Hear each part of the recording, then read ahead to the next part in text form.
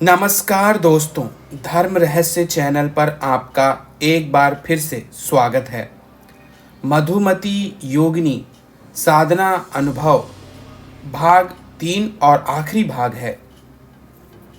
तो चलिए आगे के इस पत्र को बढ़ाते हुए जानेंगे कि आखिर इनके साथ आगे क्या घटित हुआ था।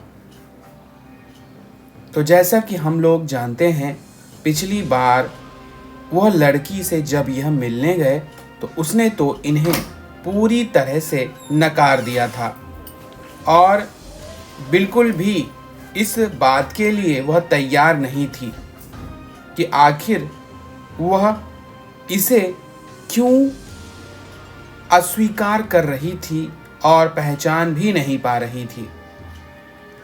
तो आगे जब इस तरह की बातें इन्होंने सुनी तो उस लड़की से कहा, क्या तुम्हें किसी ने डराया या धमकाया है? तो वह कहने लगी, बिल्कुल भी नहीं, यह बिल्कुल गलत बात है। और तब इसने जाकर उस लड़की का हाथ पकड़ लिया। लड़की एकदम से घबरा गई और वह जोर जोर से चिल्लाने लगी। गांव के लोग दौड़कर उधर आने लगे तो लड़के को कुछ समझ में नहीं आया और वह वहां से भाग गया। अब जंगल में वह इधर उधर भटकने लगा। वह उस नव विवाहिता लड़की के पास भी नहीं जाना चाहता था। तो वह एक जगह पर रुक गया और सोच और विचार करने लगा कि तभी वहां पर एक बूढ़ी औरत आई और वह कहने लगी, तू जिस परेशानी में है मैं हल कर सकती हूँ, लेकिन तुझे वचन देना होगा। तो यह कहने लगा, आप कौन हैं? तो वह कहने लगी, मैं बहुत बड़ी सिद्धा हूँ और तेरी हर परेशानी को आज समाप्त कर दूंगी, लेकिन तुझे वचन देना होगा कि जो भी तू निर्णय लेगा उसे तुझे स्वीकार भी करना होगा। पहले मुझे वचन दे। तो वह कहने लगा, मैं इतनी बड़ी परेशानी में फंस चुका हूँ कि अगर आप मुझे इससे बाहर निकालती हैं तो मैं आपको वचन देता हूँ कि मैं जो भी बात स्वीकार करूँगा वह अपने हृदय और आत्मा से सदैव के लिए स्वीकार कर लूँगा। और तब इस प्रकार वचन लेने के बाद वह स्त्री बोली, अच्छा सुन, तू मुझे बता, तू अगर तेरी कहानी ऐसी है जिसमें तू बीच भंवर में फंस गया है, मैं अपनी शक्तियों से जान पा रही हूँ।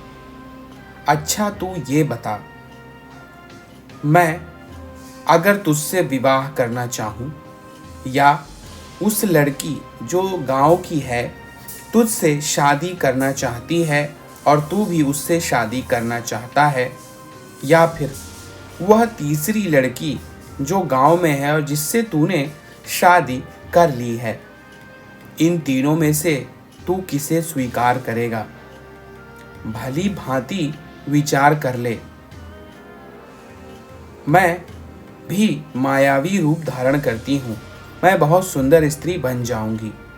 तो इसलिए तू बता, तू मुझसे शादी करेगा, अपनी प्रेमिका से शादी करेगा, या उस नव विवाहिता स्त्री से उसी के पास रहेगा?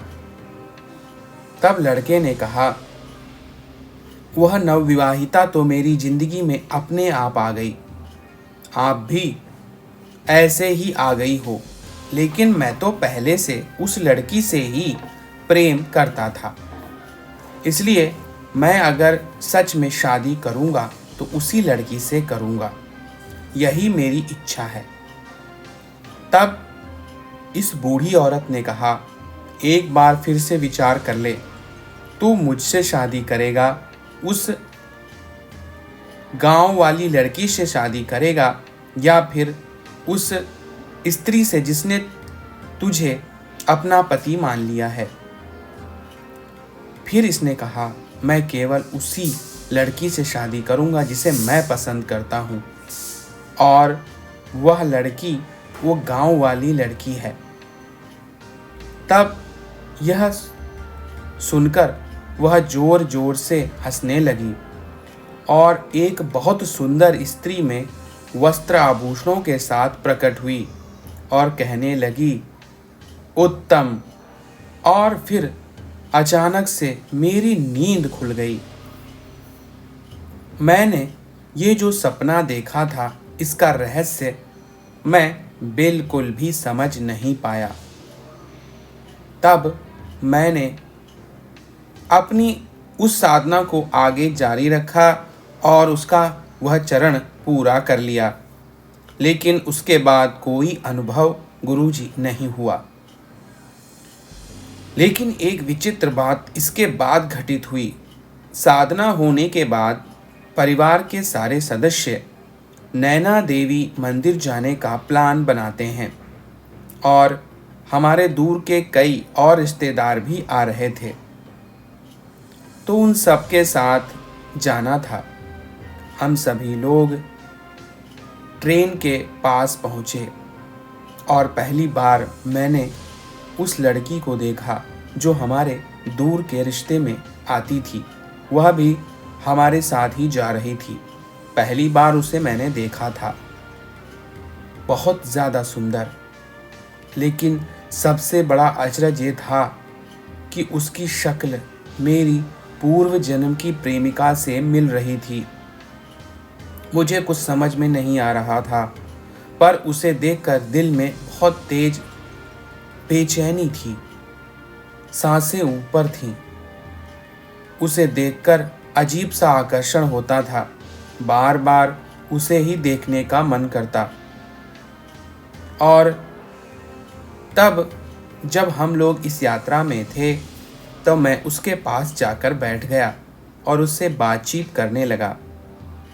उस यात्रा के दौरान मेरी उससे अच्छी खासी पहचान हो गई और धीरे धीरे बातचीत फ़ोन कॉल्स में बदल गई और धीरे धीरे बात आगे बढ़ गई। मैंने उसे प्रपोज कर दिया। उसने भी स्वीकार कर लिया, क्योंकि वह रिश्ते में दूर की थी तो शादी भी हो सकती थी। घर वालों को बताया और आखिरकार हमारी शादी भी हो गई। लेकिन इस पूरी श्रृंखला में मैं ये समझ नहीं पाया गुरुजी कि यह सब क्या था और यह क्या घटित हुआ था। मैं जानता हूँ इस दुनिया में आपके अतिरिक्त कोई और इस रहस्य का उद्घाटन नहीं कर सकता है, क्योंकि उस स्वप्न में भी उस देवी ने यह बात कही थी कि तुम्हें इस दुनिया में एक उच्च कोटि का गुरु मिलेगा और वही तुम्हें वास्तविक सत्य बताएगा। हम सभी तो उसके कृतज्ञ हैं, क्योंकि उसने हम सभी की गोपनीय साधनाएं पूरे संसार में फैलाई हैं। हमें तो कोई जानता ही नहीं था, और जो जानते भी थे वह स्वीकार नहीं कर पाते थे। इसीलिए इस कथा को भी तुम उन्हें अवश्य सुनाना। तुम्हें जो उत्तर वह देंगे वही वास्तविक होगा। यह बात उसने कही थी। इसीलिए गुरुजी, आज मैं आपसे पूछता हूँ, यह सब क्या था? मुझे अच्छे से समझाइए।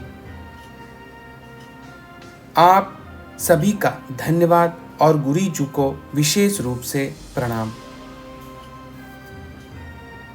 तो देखिए, आपने जैसा बताया, आपको जानकर आश्चर्य होगा कि यह शक्ति मधुमती योगिनी आपको आपके ही पूर्व जन्म में लेकर गई, जहाँ पर आपके पूर्व जन्म की प्रेम कहानी उसी लड़की से जोड़ दिया और यह जितनी भी घटनाएं घटित हुई वह सब वास्तविक थीं, सिवाय कुछ बातों के जो मैं आपको बताता हूं। आपने जिस लड़की का मंगलसूत्र उठाया था वह मृत्यु के तुरंत बाद एक भूतनी बनकर के वहां पर भटक रही थी। अधिकतर जो भी स्त्रियां ऐसे विवाह के तुरंत बाद मृत्यु को प्राप्त हो जाती हैं, उनके अंदर सुहागरात मनाने वाली भावना, पति को प्राप्त करने वाली भावना और सांसारिक सुखों को भोगने की एक भावना रह जाती है।